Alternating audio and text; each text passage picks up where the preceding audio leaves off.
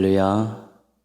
사랑하는 동인가족 여러분, 시끄러운 소리가 많은 환경 가운데 평안하게 잘 지내고 계십니까? 믿음 때문에 평안하고, 믿음 때문에 당당하고, 믿음 때문에 형통한 삶을 사시는 성도들 되시기를 주님의 이름으로 축복합니다. 이번 주 요절은 마가복음 16장 19절입니다.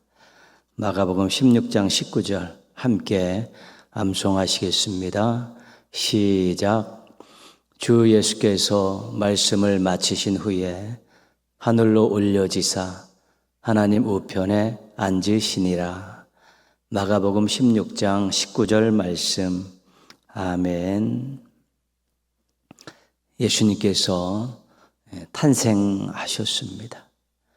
예수님께서 고난받으시고 십자가에서 죽으셨습니다. 예수님께서 부활하셨습니다.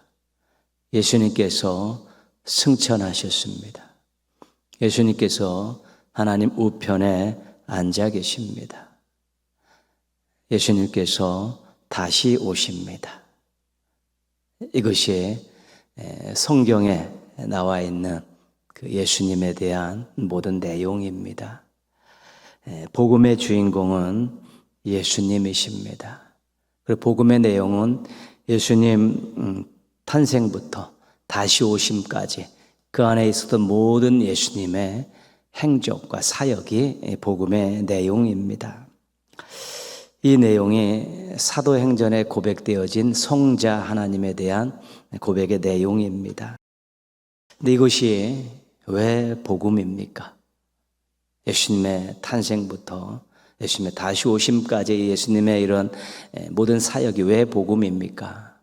이게 복음임을 알기 위해서는 우리가 이 내용에다가 어떤 표현을 집어넣으면 확실합니다. 나를 위하여 우리를 위하여라는 문장을 붙여 고백할 수 있으면 이 복음입니다. 예수님께서 왜 하늘 보좌를 버리시고 인간의 몸을 입고 이 땅에 태어나셨습니까? 예수님께서 왜 고난받으시고 십자가에서 죽으셨습니까? 예수님께서 왜 사흘 만에 부활하셨습니까? 예수님께서 왜 승천하셨습니까? 예수님께서는 지금 하나님 우편에서 무엇을 하고 계십니까? 예수님께서는 하나님이 정하신 때에 왜 다시 오십니까? 나를 위하여, 우리를 위하여, 우리를 구원하시려고 그렇게 하셨고요. 우리에게 소망을 주시려고 그렇게 하셨고, 우리를 하나님 나라로 인도하시려고 그렇게 하신 것입니다. 이 복음이라는 것은 자격 없는 우리들이 예수님의 그 행적과 사역과 맞물리면서 그 예수님의 하신 모든 일들이 우리 죄인인 우리에게 구원이 되고 복이 되고 소망이 되었기 때문에 이 복음이 되는 것입니다. 예수님께서 공생의 구원 사역을 마치시고 원래 계시던 하늘 보좌로 올라가셨습니다. 하나님 우편에 계십니다. 지금도 거기서 우리를 위하여 간구하고 계십니다. 그러시다가 하나님의 때가 되면 다시 오셔 우리를 영생의 길로 하나님의 나라로 인도하실 것입니다. 예수님 생각하시면서 예수님의 사역을 묵상하면서 그 사역이 우리에게, 나 자신에게 엄청난 복이 되었다는 것 기억하시며 그 사랑에 감격하시고 감사하시고 감동하시며 사시기를 바랍니다. 찬송가 264장 함께 찬송하시겠습니다. 찬송 후에 임미애 권사님께서 기도 인도해 주시겠습니다.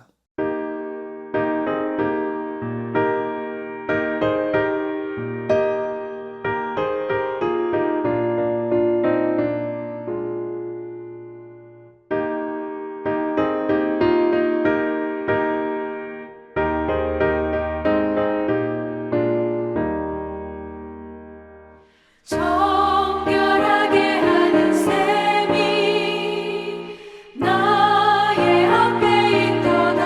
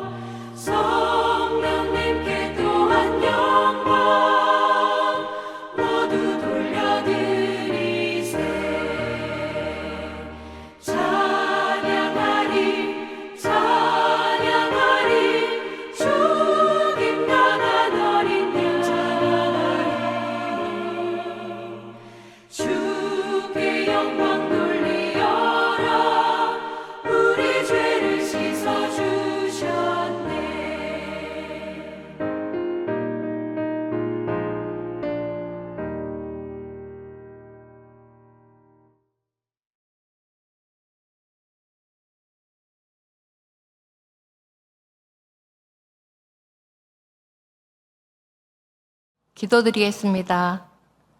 존귀와 찬양을 받기에 합당하신 하나님 아버지, 주님 앞에 나와 예배하게 하심에 감사드립니다. 예배를 통해 우리의 마음이 더욱 주님께 가까이 나아가게 하시고 세상의 염려와 걱정을 내려놓고 오직 주님께만 집중하는 시간이 되게 하소서. 오늘 이 예배를 통해 저희가 다시 한번 주님의 뜻을 깨닫고 믿음으로 더욱 강해지는 시간이 되기를 소망합니다. 믿음으로 말씀을 받는 자들에게 삶의 매듭이 풀어지며 갈등하던 것들에 해답을 얻고 상한 마음이 위로를 받으며 삶에 지친 영혼들이 새 힘을 얻고 병든 몸이 치료받는 역사가 일어나게 하소서.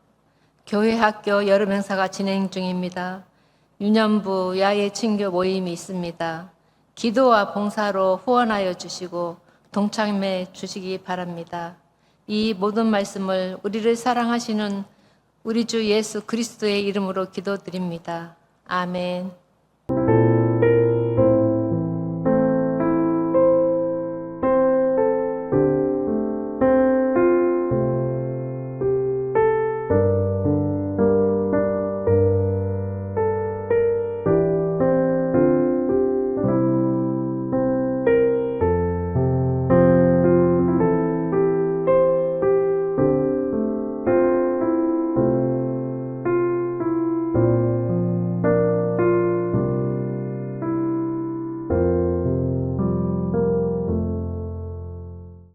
오늘 주신 하나님 말씀은 신약성경 에베소서 4장 28절 말씀입니다. 에베소서 4장 28절 말씀 우리 한번 같이 읽겠습니다. 도둑질하는 자는 다시 도둑질하지 말고 돌이켜 가난한 자에게 구제할 수 있도록 자기 손으로 수고하여 선한 일을 하라. 아멘. 이 시간 2024년 7월 9일 올려드렸던 여호수아 중창단의 찬양으로 함께 영광 돌리시겠습니다.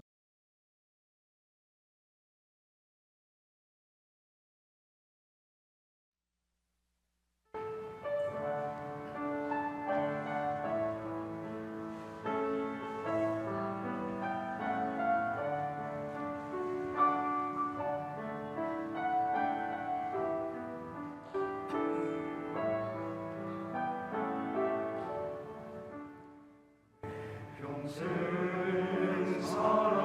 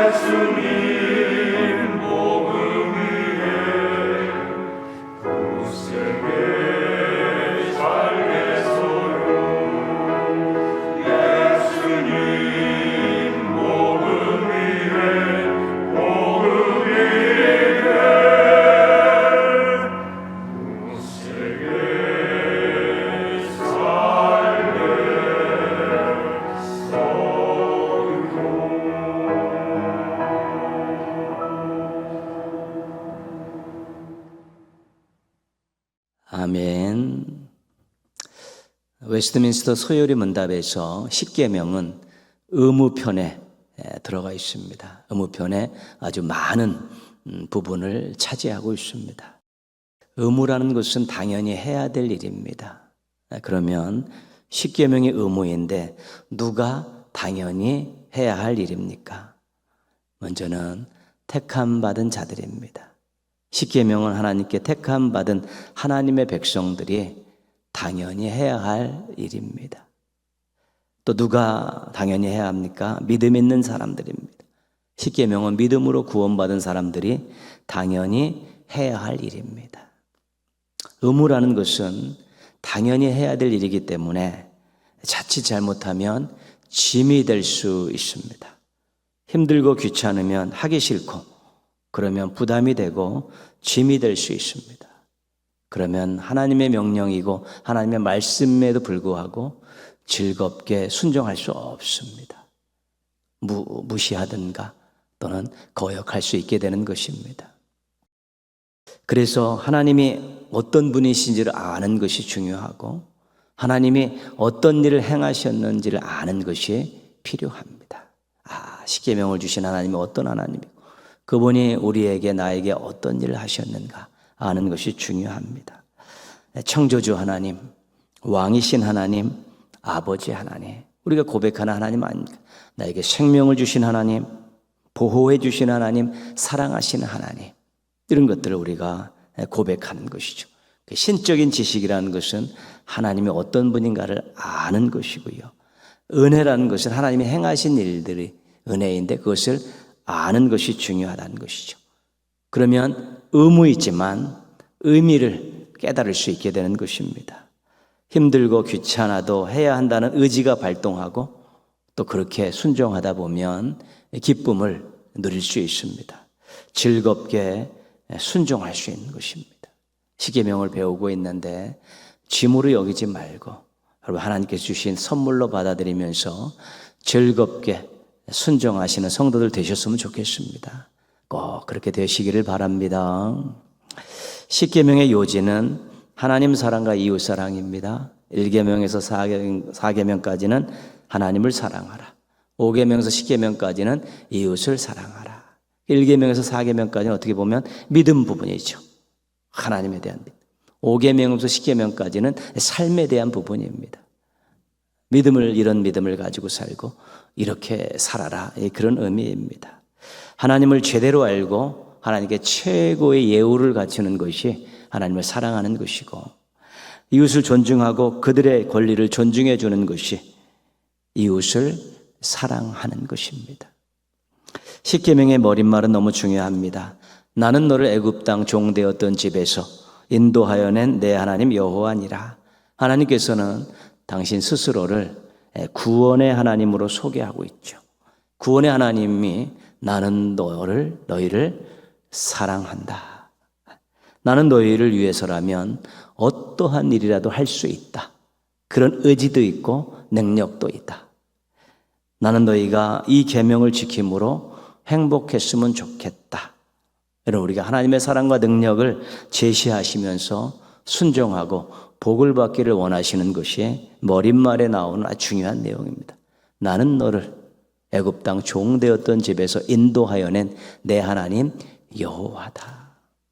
내가 인도했다. 내가 너희를 사랑하고 내가 능력으로 너희를 구원했다. 그러니까 이 말씀, 이 계명 잘 지키고 또 나를 기쁘게 하고 또 내가 주는 복을 누리며 살아라. 이것이 하나님의 마음입니다. 10계명 1에서 4계명은 하나님 사랑에 대한 내용입니다. 하나님을 이렇게 사랑하라는 명령입니다. 나 외에 다른 신을 내게 두지 말라. 우상을 만들거나 절하거나 섬기지 말라. 하나님의 이름을 망령되게 부르지 말라. 안식일을 기억하여 거룩하게 지키라. 하나님의 유일하심을 인정하는 것이 하나님을 사랑하는 것입니다. 하나님만 섬기며 하나님께만 영광 돌리는 것이 하나님을 사랑하는 것입니다. 하나님의 이름을 모독하거나 남용하지 않고 존경심을 가지고 사용하는 것이 하나님을 사랑하는 것입니다. 하나님의 나를 하나님의 뜻대로 거룩하게 지키는 것이 하나님을 사랑하는 것입니다. 5계명부터 10계명은 이웃사랑에 대한 내용입니다. 우리 한번 같이 읽겠습니다. 내 부모를 공경하라. 살인하지 말라. 간음하지 말라. 도둑질하지 말라. 내 이웃에 대하여 거짓 증거하지 말라. 내 이웃의 소유를 탐내지 말라. 5계명, 가장 가까운 이웃인 부모님의 권위를 인정해드리고 그 사랑을 잊지 말고 예의를 다하라는 것입니다. 6계명, 다른 사람의 생명, 존재, 인격에 손상을 입히지 말라는 것이고요. 7계명, 정숙하지 못하고 쾌락적인 생각과 말과 행동을 하지 말라는 것입니다. 그래서 자기의 사람들, 이웃을 귀하게 여기고 그들의 권리와 소유를 지켜주고 절대로 원수나 이용의 대상으로 이용하지 않기를 하나님께서 원하고 계신 것입니다. 이 계명을 지키지 않으면 그 이웃들과 자기 외의 사람들과 때로는 척을 지게 되고 때로는 그들을 이용하고 서로 이용해 먹는 그런 좋지 않은 관계가 설정되기 때문에 이웃사랑에 대해서 아주 각별하게 중요한 것들로 골라서 우리들에게 명령하고 있는 것입니다. 여러분의 이웃이 여러분과 사이좋게 지내고 사랑하며 지내고 서로 귀하게 여기며 지냈으면 좋겠습니다.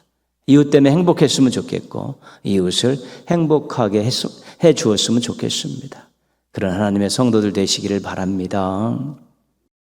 오늘은 8번째 계명을 공부하겠습니다. 73문답입니다. 8째 계명은 무엇입니까? 8째 계명은 도둑질하지 말라 하는 것입니다. 도둑질은 남의 물건을 빼앗는 것이죠. 사람마다 자기의 소유가 다 있습니다.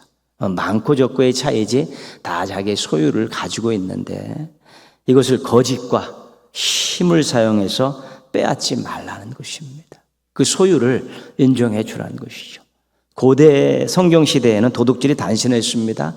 다른 사람의 가축, 다른 사람의 곡물, 다른 사람의 기구들 몰래 훔쳐가는 것이죠. 눈에 다 보이는 것들입니다.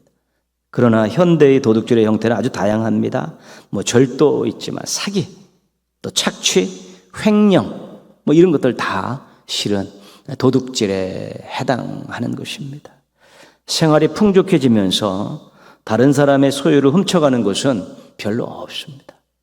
우리 옛날에 어렵게 살았던 어른들 보면 고추장도 장독대에서 된장도 쌀 같은 거 막 훔쳐가고 가게에서 막 이렇게 먹을 것 훔쳐가는 그런 일들이 많은데 요즘은 그런 일 생계 때문에 그런 일들은 많지는 않습니다. 습관적으로 도벽이 있어서 그런 일들을 하는 사람들이 많아져 가고 있고요. 제도나 권력이나 부당한 방법을 동원해서 다른 사람의 재산뿐만 아니라 공동체, 사회에 있는 그런 공동체의 재산들도 몰래 갈취해가는 사람들이 많습니다. 그래서 이 계명은 오늘날로 말하면 부당한 방법으로 다른 사람과 공동체의 소유를 빼앗지 말라 그런 것이죠. 개인뿐만 아니라 우리 사회나 국가에 있는 공동체의 재산들을 여러분들이 부당한 방법을 통해서 빼가는 사람들이 있습니다. 그것도 도둑질의 한 형태가 될 수 있는 것입니다. 74문답입니다. 8째 계명에서 요구하는 것은 무엇입니까? 8째 계명에서 요구하는 것은 우리 자신과 남들의 재산과 신분을 정당하게 얻고 또 증진시키는 것입니다. 8번째 계명에서 요구하는 것의 중요한 단어는 정당이라는 것입니다. 정당하게 소유를 하고 정당하게 그 소유를 증진시키라는 것입니다. 그렇죠. 자신도 그렇고 또 다른 사람이 정당하게 얻고 증진시키는 것을 인정해 주는 것이죠. 시기하고 질투하고 탐내지 말라는 것입니다. 서로의 노력과 소유를 인정할 때 우리 불미스러운 일들이 일어나지 않습니다. 정당한 방법으로 얻고 증진시켰으면 당신 것입니다. 잘하셨습니다.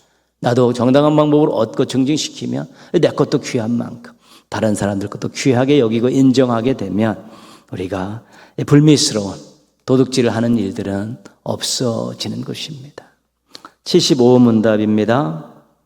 8째 계명에서 금하는 것은 무엇입니까? 8째 계명에서 금하는 것은 우리 자신이나 우리 이웃의 재산이나 신분을 부당하게 방해하는 일이나 또는 방해할지도 모르는 일들입니다. 그렇죠. 부당하게라는 말이에요. 부당하게. 어려운 시기에 배가 고파서 먹을 것을 도둑질하는 일들이 많이 있었습니다. 이해할 수 있는 여지가 있습니다. 그리고 뭐 장발장 봐도 그렇죠. 국가의 정책과 부유한 자들의 인색함을 탓할 여지도 있습니다. 국가가 책임져야 되지 않느냐, 부유한 자들이 좀 나눠야 되지 않느냐, 그런 여지가 있기 때문에 우리가 그런 부분들에 대해서 어느 정도 생존과 관계된 부분들은 이해할 수 있는 것입니다. 그러나 바닷물은 마실수록 더 갈증이 나듯이 이 재물이라는 것에, 돈이라는 것에 대한 만족함은 없습니다. 현재의 많은 도둑질과 같은 범죄는 실은 있는 자들에 의해서 자행되는 경우가 많습니다. 고리대금, 투기, 탈세, 착취 이런 것들이 그 형태입니다. 그렇죠. 다른 사람이 엄청나게 이자율을 매겨가지고 그냥 다 벌거벗기기까지, 나중에 신체까지, 생명까지 문제를 일으키고요. 투기해서 사회에 돌아다니는 그런 재산들을 막 긁어모으고 탈세하고 또 착취하고 임금 체불하고 뭐 이런 것들도 다 일종의 도둑질입니다. 자신이 늘 부족하다는 생각이 있고 그런 착각을 가지면 탐심이 생겨나고 이 탐심이 생기면 누군가 다른 사람의 것을 또는 공동체의 것을 빼앗아라도 채워야겠다라는 그런 마음들이 생겨나는 것이죠. 눈독을 들이고 또 그런 것들을 고민하고 연구하고 계획해서 또 그런 소유를 또 도둑질하는 것입니다. 문제가 심각한 것이죠. 생존을 위해서 없어서 도둑질하는 경우들은 이해의 여지가 있죠. 많이 있음에도 불구하고 부족함의 삶에도 불구하고 만족함이 없어서 자기는 늘 부족하다고 생각해서 탐심을 이겨내지 못해서 개인과 공동체의 그런 많은 재산들을 여러 가지 부당한 방법을 동원해서 갈취하는 것, 그것은 성경적으로 도둑질에 해당되는 것입니다. 오늘 말씀은 하나님을 본받는 생활이라는 큰 주제 아래에 있는 실천 사항입니다. 다시 한번 읽겠습니다. 도둑질하는 자는 다시 도둑질하지 말고 돌이켜 가난한 자에게 구제할 수 있도록 자기 손으로 수고하여 선한 일을 하라. 도둑질은 죄입니다. 죄. 하나님께서 원하시지 않고 미워하시는 일입니다. 다른 사람의 재산을 부당한 방법으로 빼앗았기 때문에 그렇습니다. 거짓말하며 속이고 또 힘으로 빼앗고 그렇습니다. 도둑질하는 삶을 그래서 돌이켜 회개하라는 것입니다. 회개하고 다시는 그따위 짓 하지 말라는 말씀입니다. 그리고 오히려 자기 손으로 수고하여 소득을 얻는 그런 정상적인 삶을 살라는 것이고 땀 흘려 정당한 방법으로 재산을 얻고 늘리는 것들, 이런 일들에 힘을 쏟고 또한 오히려 빼앗지 말고 다른 사람을 이렇게 구제하고 도울 수 있는 선한 일을 하는 사람으로 완전히 탈바꿈하라는 그런 권면의 말씀입니다. 우리 하나님은 일하시는 하나님이십니다. 천지를 만드시고 사람들을 만드셨습니다. 사람들을 찾아가셔서 그들에게 새로운 길을 안내하시고 억압의 현장, 부르짖는 현장에 찾아가 귀 기울여 들으시고 그들을 구원하시고 도우셨습니다. 졸지도 주무시지도 않고 택한 백성들을 돌보시고요. 도와주고 싶어서 5분 대기 전 마냥 출동 준비를 하고 부르짖을 때 출동하셔서 돕는 분입니다. 하나님은 온 우주 만물을 지금도 통치하시며 운행하시며 지금도 인간의 생사화복을 다 주관하시며 일하시는 분이십니다. 요한복음 5장 17절에 예수님께서 이렇게 말씀하셨습니다. 내 아버지께서 이제까지 일하시니 나도 일한다. 하나님 아버지께서 지금도 일하고 계시다는 것입니다. 그래서 아들 예수님께서도 일하신다는 것입니다. 예수님께서 공생의 기간 동안 얼마나 열심히 성실하게 부지런히 사셨습니까? 갈릴리 전역을 돌아다니시면서 복음을 전하시고 가르치시고 치유하시면서 사람들에게 하나님 나라를 전파하시고 또 경험하게 하셨습니다. 구원하시려고 열심히 일하시다가 고난받으시고 십자가에서 죽으셨습니다. 우리 하나님 예수님의 행적을 보면 정말로 살리는 일을 하셨죠. 섬기는 일을 하셨습니다. 선한 일을 하셨습니다. 우리 하나님께서 살리는 일, 섬기는 일, 돕는 일, 선한 일을 하셨는데 하나님을 믿는 사람들이 도둑질을 하면서 악한 일을 할 수는 없지 않습니까? 자신의 것을 가지고 무언가 누구를 도울 수 있고 나눌 수 있는 선한 일을 해야지만이 하나님께 부끄러움이 없고 예수님 앞에 당당할 수 있기 때문에 그런 것입니다.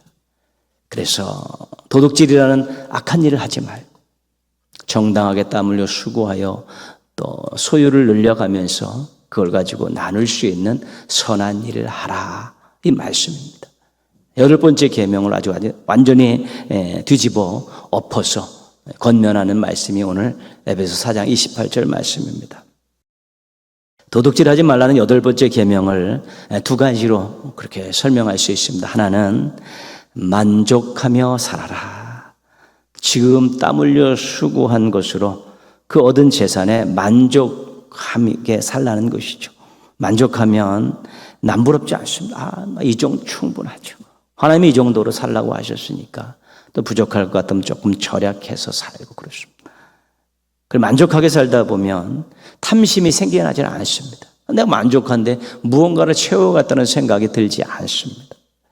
남의 것을 빼앗아서 재산을 증식하겠다는 유혹을 떨쳐버릴 수가 있는 것입니다. 도둑질하지 말라, 순종하기 위해서 만족하며 살라, 이렇게 기억할 수 있어야 되는 것입니다. 만족함, 남부럽지 않다, 이제 충분, 내가 누리며 산다, 그렇죠. 뭐 남의 것 굳이 빼앗을 필요 없다, 이런 마음들이 얼마나 따뜻하고 넓고 여유 있는 모습입니까? 이런 마음, 우리 하나님 기뻐하시는 마음이죠. 잠언 30장 7절에서 9절에 보면 지혜자가 하나님께 꼭 들어달라고 구하는 2가지 기도 제목이 나옵니다. 그 하나는 헛된 것과 거짓말을 멀리하게 해달라다. 헛된 것들을 추구한다든가 거짓말하는 거 하지 말게 해달라고. 왜냐하면 그것 하면 헛된 것 추구하다 보면 신앙에 문제가 생겨요. 거짓말하다 보면 하나님 말씀에 불순종하게 되니까 그거 하지 않게 해달라고 기도하고요. 또 한 가지는 그 이유까지 말하고 있습니다. 같이 한번 읽겠습니다. 나를 가난하게도 마옵시고 부하게도 마옵시고 오직 필요한 양식으로 나를 먹이시옵소서. 혹 내가 배불러서 하나님을 모른다, 여호와가 누구냐 할까 하오며, 혹 내가 가난하여 도둑질하고 내 하나님의 이름을 욕되게 할까 두려워함이니이다. 아멘. 가난해서 도둑질하거나 부해서 하나님을 모른다 할까 걱정된다는 것이죠. 그래서 지금 만족하며 살게 해달라는 것입니다. 만족한 사람에게는 도둑질이라는 것은 거기서 우리가 자유를 얻을 수 있는 것입니다. 도둑질을 한다는 것은 만족이 없기 때문에 무언가를 채워야 되겠다는 결핍하는 것이 있기 때문에, 결핍을 생각하면 채워야 되기 때문에 부당한 방법이라도 도둑질을 할 수밖에 없지만 만족하며 혹시 내가 너무 더 많이 있어서 하나님을 모른다 하고 혹시 내가 너무 부족해서 뭔가를 훔치게 된다, 이런 것들 안 했으면 좋겠다. 만족을 위해서 기도하는 내용입니다. 도둑질하지 말라는 8번째 계명의 또 한 가지 설명은 역공을 하라, 좀 공격적인 표현을 말씀하고 있습니다. 오늘 에베소 4장 28절에서 가난한 자에게 구제할 수 있도록 선한 일을 하라, 그렇게 말하지 않습니까? 결핍을 생각하면 소유할 생각을 하게 되는 것이지요. 그런데 만족을 생각하고 내가 감사하는 마음이 있어서 나눌 생각을 한번 해보라는 것입니다. 무언가를 채울 생각이 아니라 나눌 생각을 한번 역으로 한번 그렇게 해보라는 것입니다. 채우라는 유혹은 우리에게 계속해서 들어오고 있습니다. 그때 오히려 나는 나누며 살겠다, 도우며 살겠다, 하나님 기뻐하시는 삶을 살겠다고 한번 역공을 해보라, 역으로 공격을 해보라는 것입니다. 결핍을 생각하며 탐심을 가지고 무언가를 남의 것을 도둑질해서 채우겠다는 그런 유혹 앞에서 오히려 역공을 해서 하나님께 받을 만큼 받았다, 만족하며 살 수 있다, 이제 난 나누며 살겠다, 섬기며 살겠다, 도우며 살겠다, 하나님 기뻐하며 살겠다라고 역공을 해가 한번 실천해 보라는 것입니다. 이런 마음이 있으면 더 열심히 일하게 되고 정상적으로 일하면서 즐겁게 나눌 수 있습니다. 이런 사람에게는 도둑질은 사치일 수밖에 없는 것입니다. 도둑질하지 말라는 이 말씀, 중요한 말씀인데 우리가 만족하는 것, 때로는 남의 것을 빼앗아 채우는 것이 아니라 내 것을 나누어 주겠다는 그런 역공하는 그런 마음들과 의지들을 가지면 우리가 잘 다스릴 수 있다는 것입니다. 8번째 계명, 도둑질하지 말라는 말씀을 마음에 새기면서 만족하게 살고 나누며 사는 것에 한번 도전하십시오. 그래서 도둑질이라는 단어가 여러분의 인생 사전에서 완전히 사라지기를 주님의 이름으로 축원합니다. 기도하겠습니다.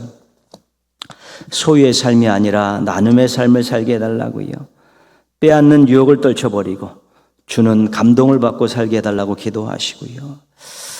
만족하지 못하고 부당한 방법으로 다른 사람과 공동체의 재산을 빼앗는 악이 이 사회에서, 이 국가에서 근절되고 그런 사람들이 퇴출되고 정말 만족하고 나누는 사람들이 많아서 이 사회가, 국가가 따뜻한 공동체가 되어질 수 있고 하나님 나라를 맛보는 공동체가 되고 한국교회 성도들이 그러한 일들에 앞장설 수 있게 해달라고 우리 한번 같이 기도하겠습니다.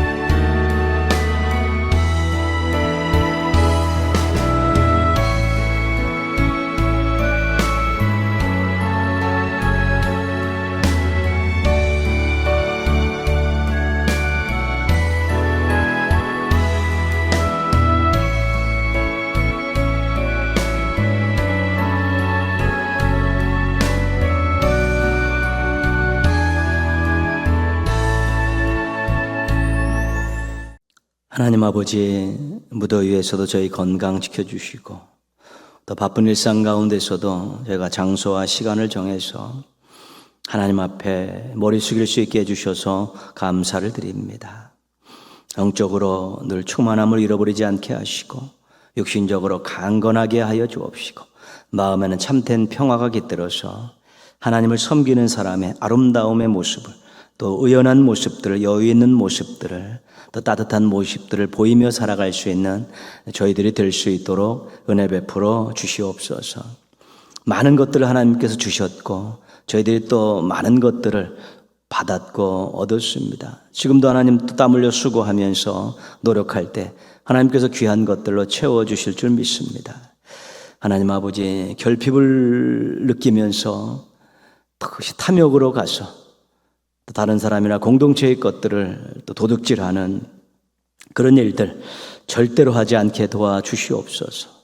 하나님 주신 것으로 또 땀 흘려 수고한 것으로 만족하며 살게 하여 주옵시고 채우려는, 빼앗으려는 삶의 모습이 아니라 나누고 또 도우려는 그런 삶의 모습으로 적극적으로 발상을 전환해서 저희가 참으로 도둑질하는 것에서 자유를 누리게 하시고 도둑질을 한다는 것이 사치가 되어질 수 있게 도와주셔서 아름다운 선한 일을 도모하는 하나님의 자녀들로, 하나님의 백성들로, 그리스도의 제자로 살아가게 하여 주시옵소서. 유혹에 연약한 저희들의 마음과 믿음을 더 강하게 해주시고 단단하게 해주셔서 그런 유혹들을 떨쳐버리고 나눔과 도움으로 나아가는 아름답고 멋진 삶을 살아내게 하여 주시옵소서. 이 사회, 이 국가에 또 이 지구촌에 만족하지 못하고 부당한 방법으로 다른 사람과 공동체의 재산을 빼앗는 악이 만연하고 있고 그런 사람들이 큰 소리치며 살고 있습니다. 하나님 아버지, 그런 자들이 하나님 활개치지 못하도록 번성하지 못하도록 막아주시옵시고 사랑을 베풀며 나누며 섬기는 자들이 더더 좋은 자리에서 세상을 이끌어가고 공동체를 이끌어갈 수 있게 도와주옵소서. 한국교회 성도들이 만족하며 사는 삶이 얼마나 행복한 삶인가를 보여주게 하여 주옵시고 한국교회가 또 나누고 도와주는 삶이 얼마나 행복한 모습인가를 보여주게 도와주셔서 이 땅에 많은 사람들에게 정말로 어떻게 사는 것이 행복한 삶인가를 보여주게 하여 주옵시고 또 공동체에서 어떠한 모습으로 행동해 아름다운 공동체를 만들 수 있는가를 저희들이 보여줄 수 있도록 도와주시옵소서. 예배에 참석한 귀한 종들 함께해 주셔서 그 마음에 하나님의 은혜로 가득 채워주셔서 평안함이 있고 형통함이 있고 소망이 넘치는 아름다운 인생들 살아가게 하여 주시옵소서. 간절한 마음으로 간구하고 있는 기도 제목들이 들어주셔서 응답하여 주셔서 감사하며 살게 하시고 간증하며 살게 하시고 이전보다 더 주님을 뜨겁게 사랑하며 살아가는 귀한 종들 되게 하여 주시옵소서. 남은 한 주간 동현의 가족들 어디에 있든지 하나님 바라보고 의지하며 신실하게 또 정직하게 살게 하여 주옵시고 많은 사람들에게 인정받고 사랑받고 환영받는 멋진 삶을 살아가게 하여 주시옵소서. 모든 것 주님께 감사드리옵고 예수님의 이름으로 기도합니다. 아멘. 하늘에 계신 우리 아버지, 아버지의 이름을 거룩하게 하시며 아버지의 나라가 오게 하시며 아버지의 뜻이 하늘에서와 같이 땅에서도 이루어지게 하소서. 오늘 우리에게 일용할 양식을 주시고 우리가 우리에게 잘못한 사람을 용서하여 준 것 같이 우리 죄를 용서하여 주시고 우리를 시험에 빠지지 않게 하시고 악에서 구하소서. 나라와 권능과 영광이 영원히 아버지의 것입니다. 아멘.